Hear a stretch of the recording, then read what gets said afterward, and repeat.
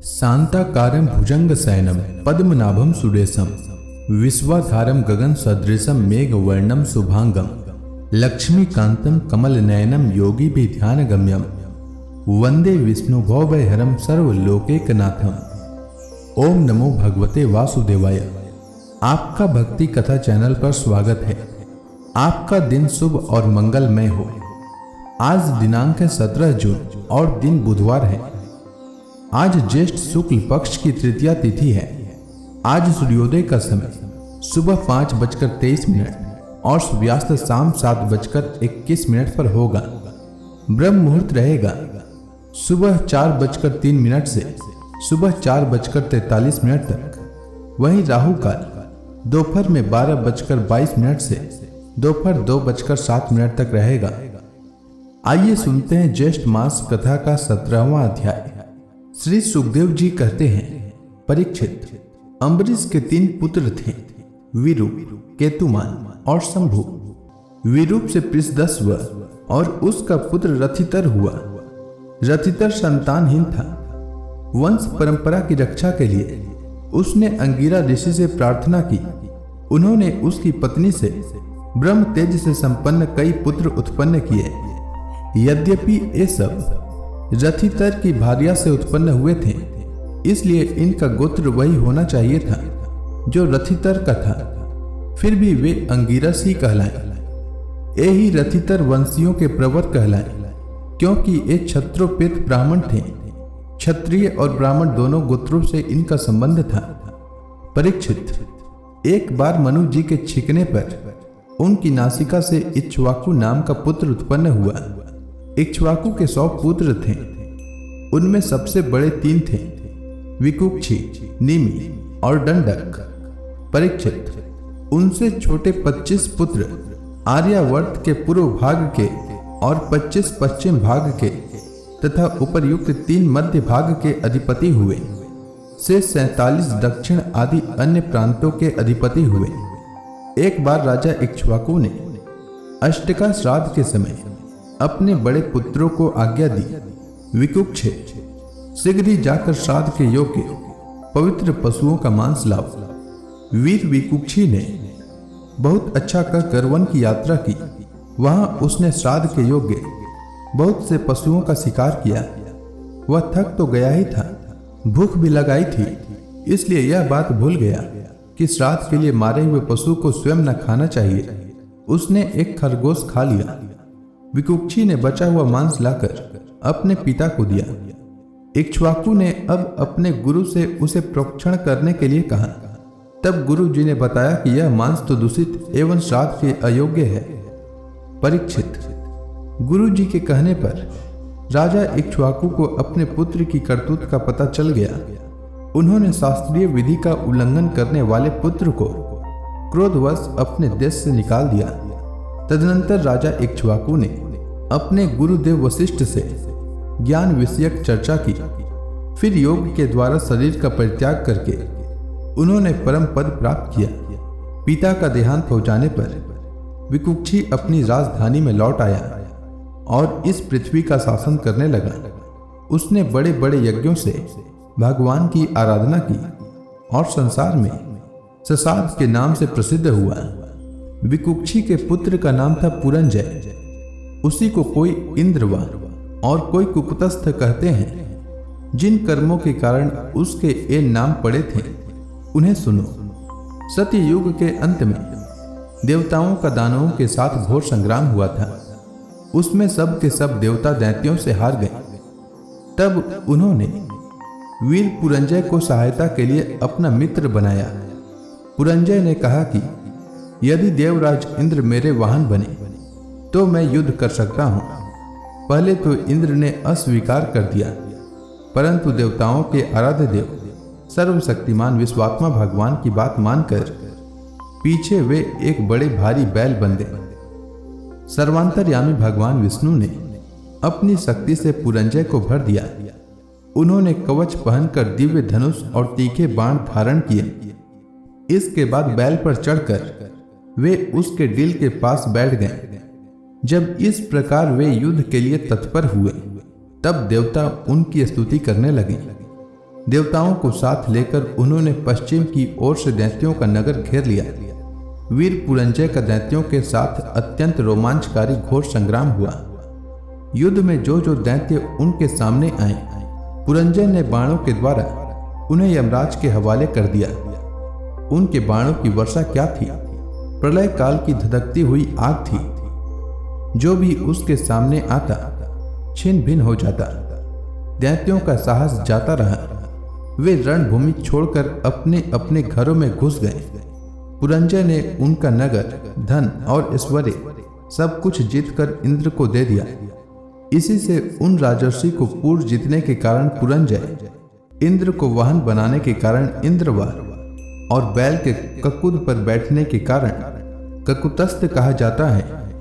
पुरंजय का पुत्र था अनेना, उसका पुत्र पृथु हुआ। पृथु के विश्वरन थी, उसके चंद्र और चंद्र के युवनाश्व, युवनाश्व के पुत्र साबस्त, जिन्होंने साबस्ती पूरी बसाई। साबस्त के बृहदस्व और उसके कुवल्याश्व हुए। ये बड़े बली थे। इन्होंने उत्तंक ऋषि को प्रसन्न करने के लिए अपने 21,000 पुत्रों को साथ लेकर धुंधु नामक दैत्य का वध किया। इसी से उनका नाम हुआ धुंधुमार। धुंधु दैत्य के मुख की आग से उनके सब पुत्र जल गए। केवल 3 ही बच रहे थे। परीक्षित। बचे हुए पुत्रों के नाम थे दृढ़ास्व, कपिलास्व और भद्रास्व। दृढ़ास्व से हर्यास्व और उससे निकुंभ का जन्म हुआ। निकुंभ के बरहणास्व, उसके कृशास्व, कृशास्व के सेनजित और सेनजित के युवनास्व नामक पुत्र हुआ। युवनास्व संतानहीन था, इसलिए वह बहुत दुखी होकर अपनी 100 स्त्रियों के साथ वन में चला गया। वहां ऋषियों ने बड़ी कृपा करके युवनास्व से पुत्र प्राप्ति के लिए बड़ी एकाग्रता के साथ इंद्र देवता का यज्ञ कराया। एक दिन राजा युवनास्व को रात्रि के समय बड़ी प्यास लगी। वह यज्ञशाला में गया, किंतु वहां देखा कि ऋषि लोग तो सो रहे हैं। तब जल मिलने का और कोई उपाय न देख उसने वह मंत्र से अभिमंत्रित जल ही पी लिया। परीक्षित। जब प्रातः काल ऋषि लोग सोकर उठे और उन्होंने देखा कि कलश में तो जल ही नहीं है, तब उन लोगों ने पूछा कि यह किसका काम है, पुत्र उत्पन्न करने वाला जल किसने पी लिया। अंत में जब उन्हें यह मालूम हुआ कि भगवान की प्रेरणा से राजा युवनास्व ने ही उस जल को पी लिया है, तो उन लोगों ने भगवान के चरणों में नमस्कार किया और कहा, धन्य है, भगवान का बल ही वास्तव में बल है। इसके बाद प्रसव का समय आने पर युवनास्व की दाहिनी कोख फाड़कर उसके एक चक्रवर्ती पुत्र उत्पन्न हुआ। उसे रोते देख ऋषियों ने कहा, यह बालक दूध के लिए बहुत रो रहा है, अतः किसका दूध पिएगा। तब इंद्र ने कहा, मेरा पिएगा, बेटा तू रो मत। यह कहकर इंद्र ने अपनी तर्जनी उंगली उसके मुंह में डाल दी। ब्राह्मण और देवताओं के प्रसाद से उस बालक के पिता युवनास्व की भी मृत्यु नहीं हुई। वह वहीं तपस्या करके मुक्त हो गया। परीक्षित। इंद्र ने उस बालक का नाम रखा त्रसदस्यु, क्योंकि रावण आदि दस्यु उससे उद्विग्न एवं भयभीत रहते थे। युवनास्व के पुत्र मानधाता चक्रवर्ती राजा हुए। भगवान के तेज से तेजस्वी होकर उन्होंने अकेले ही 7 द्वीप वाली पृथ्वी का शासन किया। वे यद्यपि आत्मज्ञानी थे, उन्हें कर्म कांड की कोई विशेष आवश्यकता नहीं थी, फिर भी उन्होंने बड़ी बड़ी दक्षिणा वाले यज्ञों से उन यज्ञ स्वरूप प्रभु की आराधना की, जो स्वयं प्रकाश, सर्वदेव स्वरूप, सर्वात्मा एवं इंद्रियातीत हैं। भगवान के अतिरिक्त और है ही क्या। यज्ञ की सामग्री, मंत्र, विधि विधान, यज्ञ, यजमान, ऋत्विज, धर्म, देश और काल, यह सब का सब भगवान का ही तो स्वरूप है। परीक्षित। जहां से सूर्य का उदय होता है और जहां वे अस्त होते हैं, वह सारा का सारा भूभाग युवनास्व के पुत्र मानधाता के ही अधिकार में था। राजा मानधाता की पत्नी ससबिंदु की पुत्री बिंदुमती थी। उसके गर्भ से उनके 3 पुत्र हुए, पुरकुत्स, अम्बरीश, और योगी मुचुकुंद। इनकी 50 बहनें थीं। उन 50 ने अकेले सौभरी ऋषि को पति के रूप में वरण किया। परम तपस्वी सौभरी जी एक बार यमुना जल में डुबकी लगाकर तपस्या कर रहे थे। वहां उन्होंने देखा कि एक मत्स्य राज अपनी पत्नियों के साथ बहुत सुखी हो रहा है। उसके इस सुख को देखकर ब्राह्मण सौभरी के मन में भी विवाह करने की इच्छा जग उठी और उन्होंने राजा मानधाता के पास आकर उनकी 50 कन्याओं में से एक कन्या मांगी। राजा ने कहा, ब्राह्मण, कन्या स्वयंवर में आपको चुन ले तो आप उसे ले लीजिए। सौभरी ऋषि राजा मानधाता का अभिप्राय समझ गए। उन्होंने सोचा कि राजा ने इसलिए मुझे ऐसा सूखा उत्तर दिया है कि अब मैं बूढ़ा हो गया हूं, शरीर में झुर्रियां पड़ गई है, बाल पक गए हैं और सिर कांपने लगा है। अब कोई स्त्री मुझसे प्रेम नहीं कर सकती। अच्छी बात है, मैं अपने को ऐसा सुंदर बनाऊंगा कि राजकन्याएं तो क्या, दिव्यांगनाएं भी मेरे लिए ललायित हो जाएंगी। ऐसा सोचकर समर्थ सौभरी जी ने वैसा ही किया। फिर क्या था, अंतःपुर के रक्षक ने सौभरी मुनि को कन्याओं के सजे सजाए महल में पहुंचा दिया। फिर तो उन 50 राजकन्याओं ने एक सौभरी को ही अपना पति चुन लिया।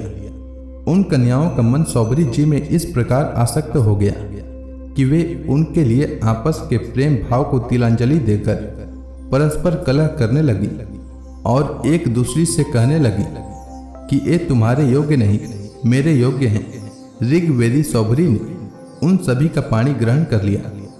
वे अपनी अपार तपस्या के प्रभाव से बहुमूल्य सामग्रियों से सुसज्जित अनेकों उपवनों और निर्मल जल से परिपूर्ण सरोवरों से युक्त एवं सौगंधिक पुष्पों के बगीचों से घिरे महलों में बहुमूल्य शय्या, आसन, वस्त्र, आभूषण, स्नान, अनुलेपन, सुस्वादु भोजन और पुष्पमालाओं के द्वारा अपनी पत्नियों के साथ विहार करने लगे। सुंदर सुंदर वस्त्राभूषण धारण किए स्त्री पुरुष सर्वदा उनकी सेवा में लगे रहते। कहीं पक्षी चहकते रहते तो कहीं भौरे गुंजार करते रहते और कहीं कहीं वंदीजन उनकी विरदावली का बखान करते रहते।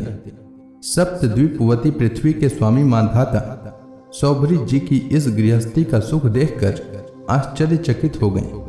उनका यह गर्व कि मैं सार्वभौम संपत्ति का स्वामी हूं जाता रहा। इस प्रकार सौभरी जी गृहस्थी के सुख में रम गए और अपनी निरोग इंद्रियों से अनेकों विषयों का सेवन करते रहे।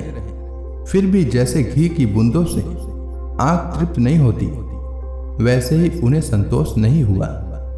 ऋग्वेदाचार्य सौभरी जी एक दिन स्वस्थ चित्त से बैठे हुए थे।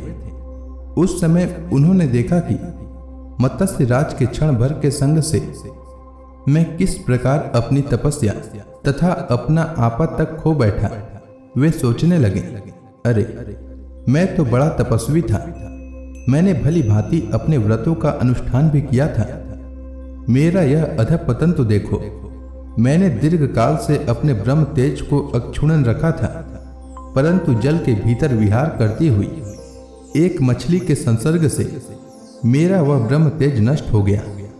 अतः जिसे मोक्ष की इच्छा है उस पुरुष को चाहिए कि वह भोगी प्राणियों का संग सर्वदा छोड़ दे और एक क्षण के लिए भी अपनी इंद्रियों को बहिर्मुख न होने दे, अकेला ही रहे और एकांत में अपने चित्त को सर्वशक्तिमान भगवान में ही लगा दे।